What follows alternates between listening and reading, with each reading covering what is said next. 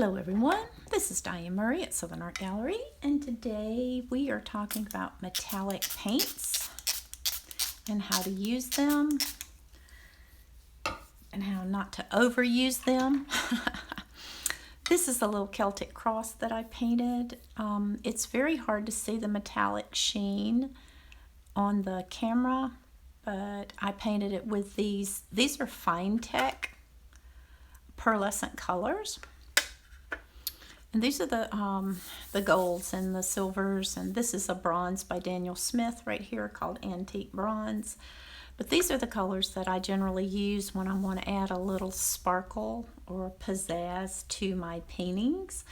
You have to be really careful with this because you can overdo it and then it looks very artificial and contrived.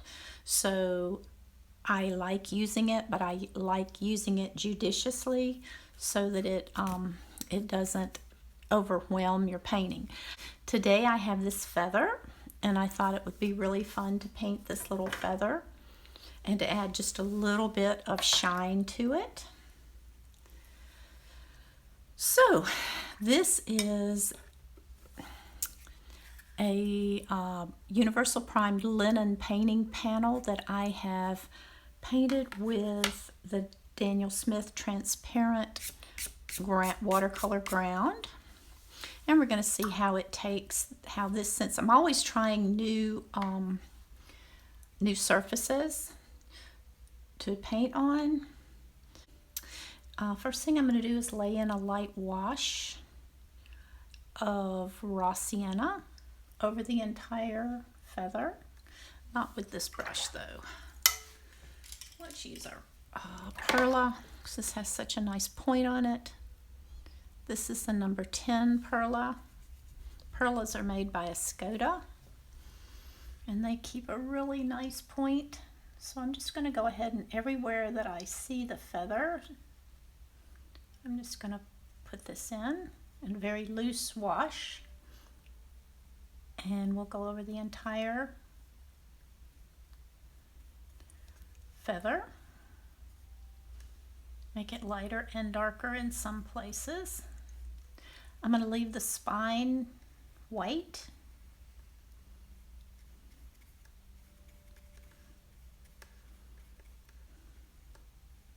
This transparent ground isn't as absorbent in my experience as the titanium white.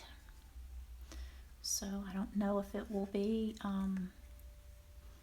if it will adhere or absorb well enough, but we're going to find out. Okay, this side of the feather has a fairly smooth edge. All right, and while it's still wet, we're going to make a dark, and I think we'll probably just use Payne's Gray. Actually, I think I'll use this mixture that I made up of brown. This is a mixture that I made that's a mixture of Payne's Gray and the PO48, which is my quinacridone gold deep. And I'm going to mix that a little bit with a little straight Payne's Gray just to get a really darker color. So what I'm going to do is go ahead and dry this. Actually, that whole side is darker brown though, so I think I may go ahead and drop that in on this side. Just a random darkness here, since it is a mid-tone right in here. There's a mid-tone in between the darks on that side. And we'll have to wait for that though, because that's not going to behave. Okay, if you get too much water, just blot it off. All right. So that gives us a darker side over there. And actually I'm going to do it on this inner part of the leaf. I keep calling this a leaf, it's a feather.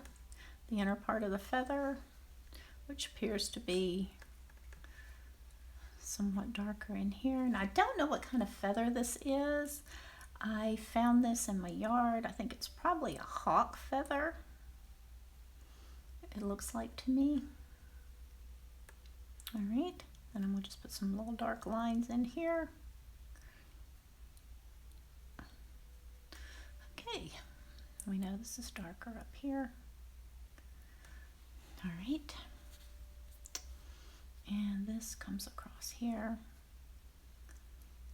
like that and curves around out here and back into there. Okay, now we'll let that dry. Actually, I'm going to stop the video and dry this. Now, I'm going to go in with this brown mixture in those dark areas.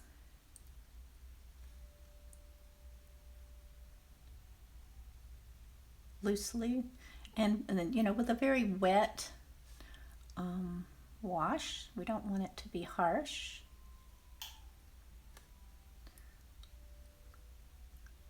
So I'm just loosely dropping this in.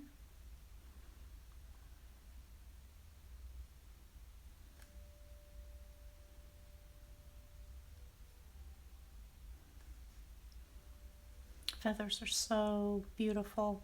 I collect feathers. I'm just painting in these shapes that I see here. Maybe make that a little bit bigger. Make that a little bit more. Got some darks coming in here. Maybe like that. Let's bring this down a little bit larger. That shape. Okay. Maybe we want that a little bit like that. And this is darker up here.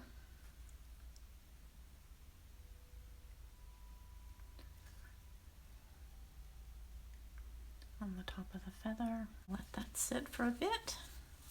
Actually gonna lighten that a little bit there. And down here, in between these on the edge of the feather, I don't know if this is cartilage in there, what happens inside that feather, but here down at the bottom there's a slight gray. So I'm just going to take my light gray by Sennelier and just paint in the tiniest bit. These little markings here.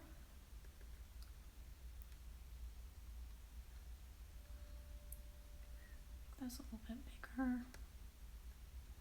Just to give the indication of that. All right. So now, I think while this is still wet, let's take some of this Daniel Smith iridescent bronze.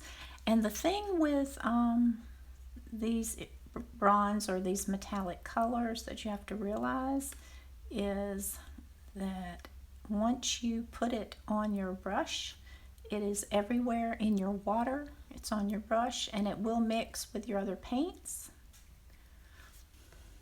So it's important to wash this brush out now separately, or to use a different brush if you're going to use the metallic paints. Let's bring that on like that. And I just use the water, so we won't use any other. Well, I have 3 containers in my water source, so I'm not too concerned about that. So I can keep it separate. The only downside is that all your paints, if you put it in your water, all your paints will be metallic a little bit. So I'm just going to drop in a little of that silver in some places in here, just to soften that line a little bit. And I think we'll use a little of the different silver in there, just for effect. That's kind of nice. And I think you'll be able to see this. I'm not sure, but I think you will. Let's do a little bit of the copper, just in here and there. Just maybe on top. As you can see on the top and bottom, there's a little line that's lighter. So I think we'll just do that with the gold, the copper, just to add a little pizzazz to it.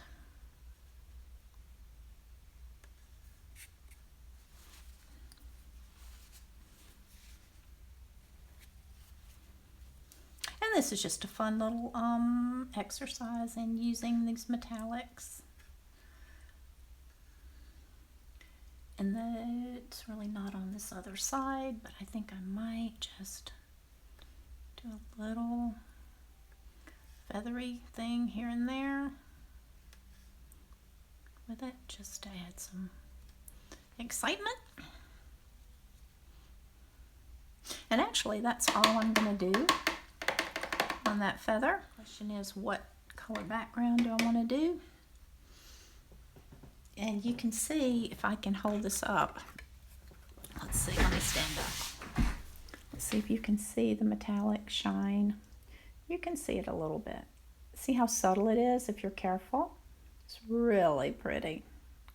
But that's how I would use the metallics, very carefully. I probably will go ahead and put a background on this. One of my favorite backgrounds is this really bright green, which I just love. So I'm going to go ahead and put it in here. Now you can choose any background color you would like. This just happens to be a color I like. So it's not all quite the same.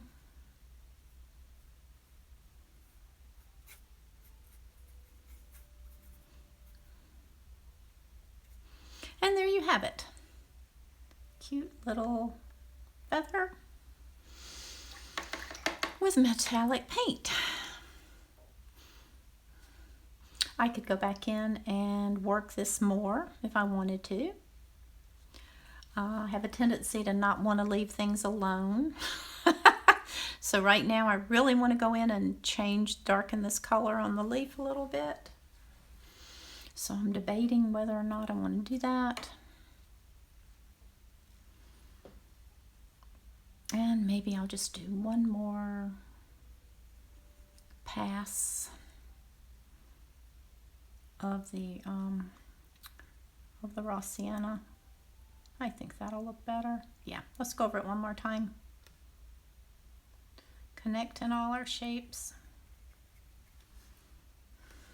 Mostly on this side, because this side is has more of the light colors on it. That's a bit of a better color match there. Darkening it up a little bit. I don't want this other side as bright, but we will go ahead and put a little bit of that in there. And blot up anything that looks too severe. So add that back.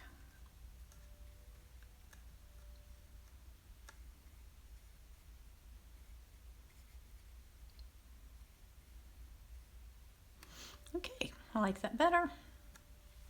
There you have it, a little feather. Let's soften this spine a little bit on there because it does cross over, and we do have some feathered little parts of the feather coming over here.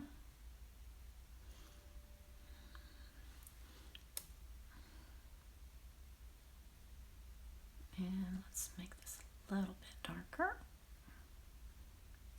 Okay, and there we have it.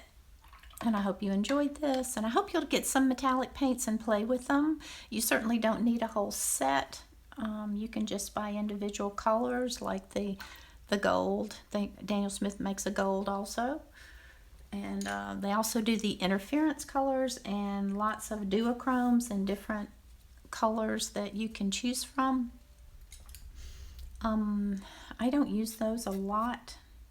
I use the metallics more than anything. Hope you enjoyed this, and we will see you soon.